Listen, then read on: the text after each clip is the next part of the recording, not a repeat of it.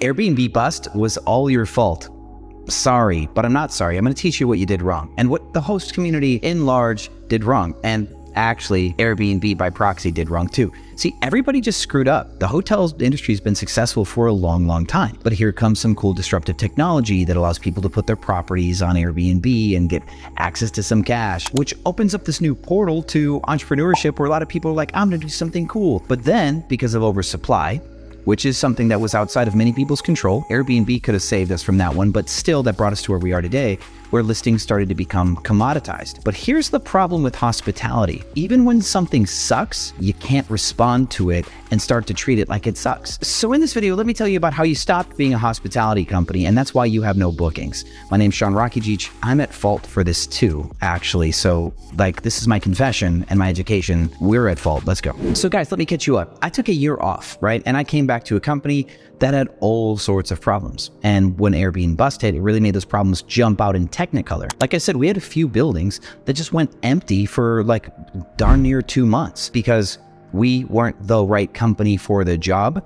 And even though Airbnb had a bug for a few weeks, and then Airbnb had a down season, and Airbnb Bust is a popular thing to talk about, we were still largely at fault for the domino effect that led to our empty calendars. And I've since had to right some of these problems. I just spent almost 2 weeks in Houston redesigning listings, rephotographing listings, re-amenitizing listings. And I can tell you on the back end, it worked. This new property I picked up in Houston is nearly 100% occupied, just like that. And everybody says Houston's one of the hardest markets right now because it's so oversaturated. With that said, I just had a webinar event January 5th called Realgorithm. I'm going to allow you to have access to that webinar event. Click the link in the bio if you'd like to learn all about how Airbnb's algorithm works, how it's designed to destroy you in slow season, and how you can prevent that. Let's get back to the video and talk about what you did wrong. So for any of you who aren't familiar with the business mechanics at play, Airbnb at one point was in this early adopter phase. Really nice. People wanted to do something aside from hotels. It was a new tech company out of San Francisco. Super cool. Hipsters wanted to stay in houses. You could just throw up a property, put a couch and a bed in there, really have nothing in there, and people would do it because it was counterculture and it was cool. Hipsters would give you a 5-star review for your bed in a dorm room because it wasn't a hotel, and they wanted to be part of something that was new and cool and edgy. You didn't have to provide a good product back then. But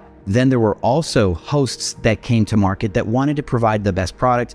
They just wanted to do something with their lives, and so they put their property on Airbnb, and they did a darn good job of it. They even gave things away that they shouldn't have gave away for free, making hotels in a really tough spot because Airbnb was really able to sell this. These super hosts, they would pick you up from the airport, they would make you breakfast, they'd listen to all of your life problems, and they'd give you a really expensive bottle of wine for free on a $70 reservation for no good reason. They were basically breaking even or losing money on a lot of their reservations, but it was a passion for them. It wasn't a business for them. So we have so far in the very early part of this video, and stay tuned to the end because this dissertation is going to blow your mind by the end. We had a customer who didn't care if their place was nice or not. They weren't looking for value. They were just trying to do something different, and they were on that Silicon Valley bandwagon. And then 2, we have a service provider who doesn't care about their margins or profitability because it's a form of expression for them. This led to a clear market advantage for Airbnb, where they can just print money between people that were naturally just good for each other. People who gave too much as hosts, and people who didn't really ask for anything as travelers. And Airbnb fashioned that into a whole brand statement. Stay with a host. They give great examples of people who did honest, good work. Then that started to draw the more discerning community into the Airbnb space. People who were agnostic versus Airbnbs or hotels. They just wanted to get something better, something bigger, something nicer. And maybe, they wanted some new experiences. And so in that adoption phase, in the very first half of Airbnb's life cycle here, you had people who were open-minded, you had people who were forgiving, people sometimes who were just looking for value, but people who were willing to pay a little bit more because it was going to a host. The brand congruency made sense. Stay with a host, and then people were kind to their hosts because it was very much still small mom and pop kind of establishments. We did not have people like me. We didn't have people like Sonder. We didn't have people like Stay Alfred yet. They didn't blow up until we're talking 2017, 18, 19, 20, cue COVID. And COVID led to an interesting segue in the space. It might have even elongated the era of time that hosts had it easy, because I think the other shoe was about to drop. But what happened with COVID is it flushed out the market of a lot of people who aren't that profitable, like the lower service providers. Airbnb does have an algorithm that tries to find the best hosts out there, and the travel restrictions caused a lot of people who didn't have the cash or the fortitude to stick around to quit hosting. So people who still hosted were those who had a good cash position or people who weren't doing it for the money. And then also people were so pent up inside that they were just wanting to travel when they got out.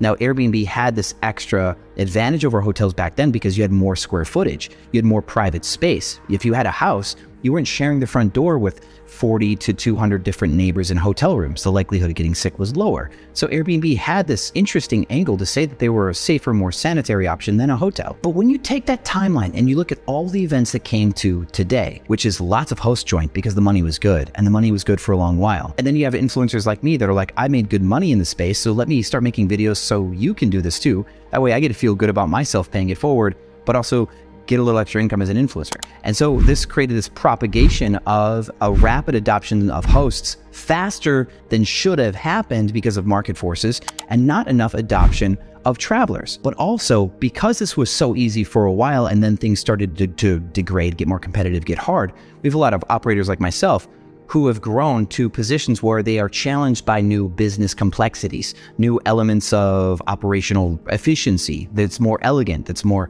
risky, there's more people to manage. And gluttony and greed might be the two most American sins on the planet. And so when you're doing well and it's working out and you're not stressed to the bones, you're gonna go pick up some more properties. Now, this is where I made the same mistake that I think a lot of you probably have made, which is twofold. One, you probably didn't do this first one, but you grew to a point where you started to lose controls. We grew to a point where we lost controls. Haley was running the company, I'm running it now.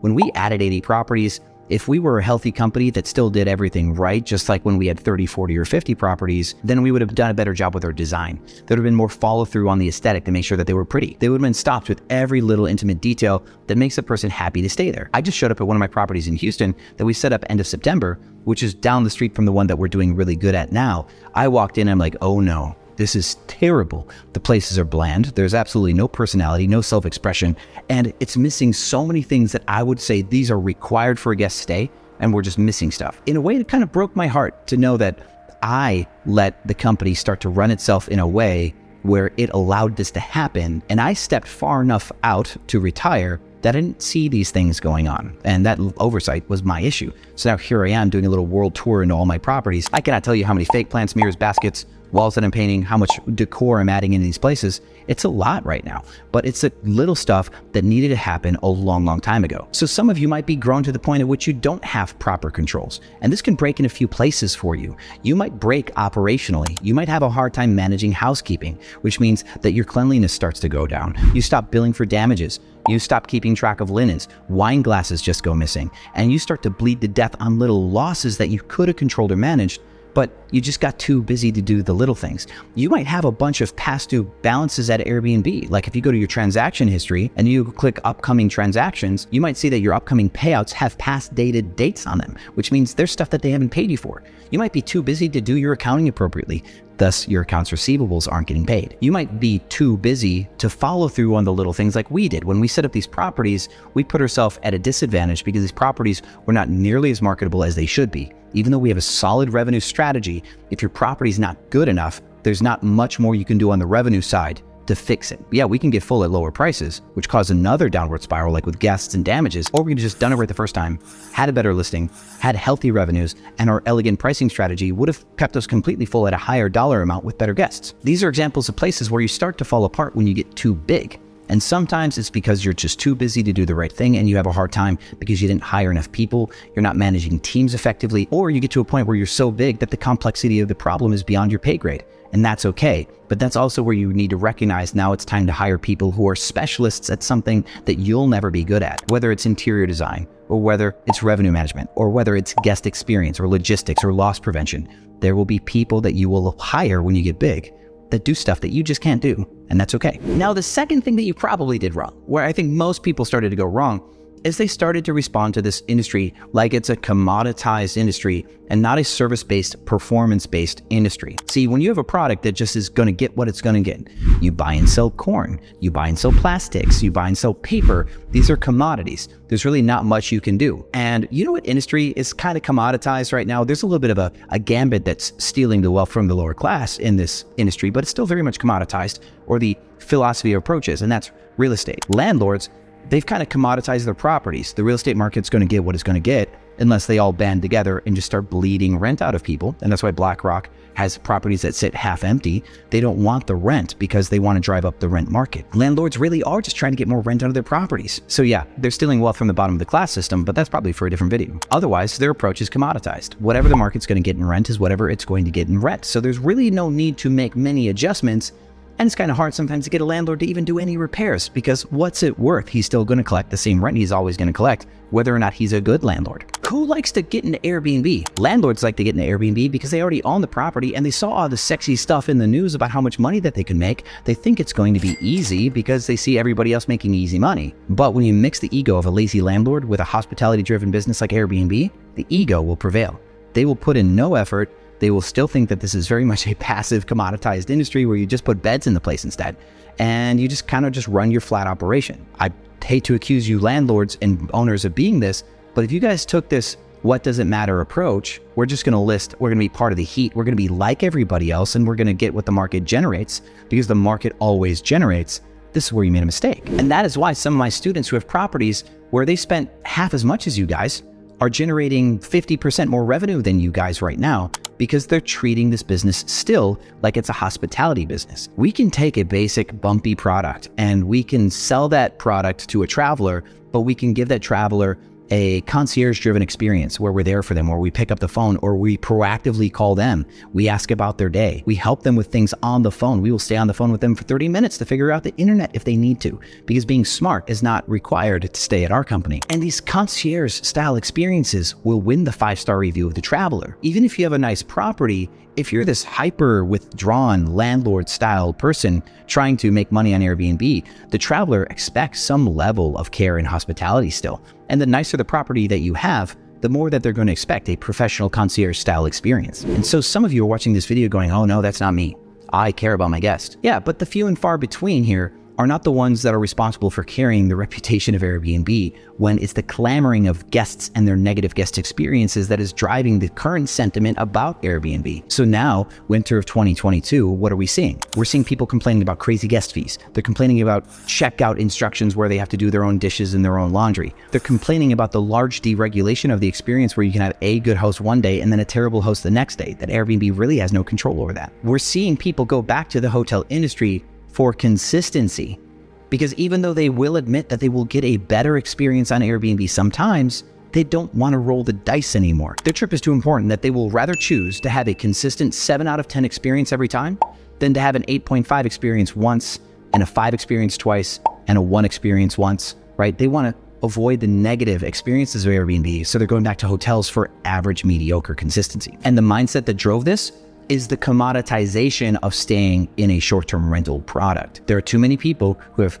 too many units, and we start looking at the customer like a unit, not like a person. We start looking at every guest as capable of being a problematic person and not somebody we're trying to impress. We're too gun shy because of bad cleaning experiences, people throwing parties, people overstaying, whatever, that we no longer want to put our own hearts out there first and give the guests what they deserve, because we're afraid that that's going to get taken advantage of and that's going to hurt. So yeah, the Airbnb bust happened because so many hosts are no longer capable of giving first, which is what we're required to do to succeed in this industry.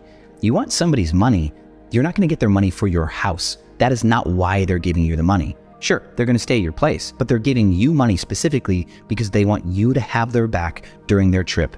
They want you to make sure that their stay doesn't go up in flames. They're trusting you that when they check into whatever city that they're going to, that they're going to have exactly the instructions that they need, no great headaches, and if anything does go wrong, because things always go wrong, that you're going to be there to pick up the phone and that you're going to care, which is rare now in the Airbnb space. I hope this video helped. I hope it helps you change the way that you look at your experience with guests and start looking at giving first, being generous again, as a competitive advantage. While everyone else is complaining that this is so hard, you rise to the occasion and you will take all of their money. Hopefully enough of us can raise the bar back up again, that we can retain enough guests on the Airbnb platform that this can still be a great industry for years to come. The bad ones will always come and go, but there needs to be enough of us that are good at this that keeps the guests coming back for more. Thanks for watching, and I'll see you on the other side.